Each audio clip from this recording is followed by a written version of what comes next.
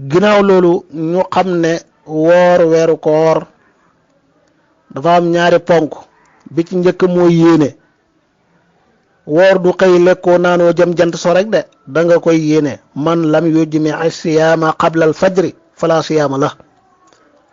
yéene koor dañ koy fanaanoo moo tax yonent bi wax ci hadis bi ne ku yéenewul koor balaa fajar du jot kooku amul woor. ku yéene njëkk jant di so yéene googu kontewul koor bala nga ko yéene faw jant so diggante soowu jant ba fajar di xar muy guddi gi ci ngay yéene koor.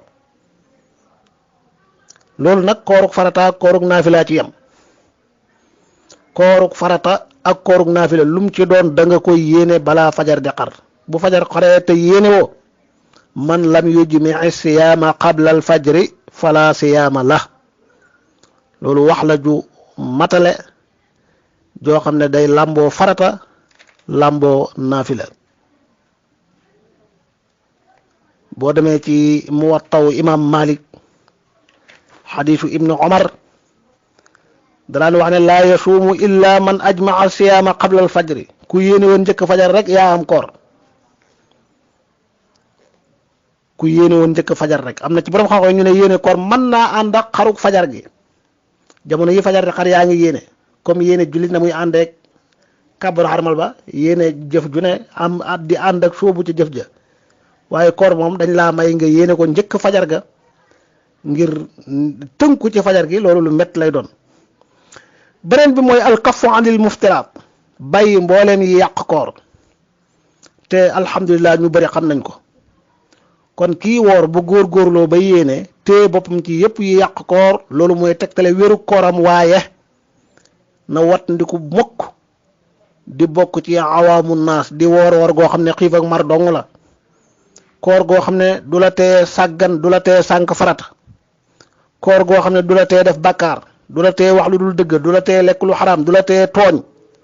mbokk yi loolu du koor. ku koor mënta tee saw làmmiñ ci jëpp wax joo xam ne waxi neen la wax ju bon la. koor mënta tee say bët tee laa xool loo wërta xool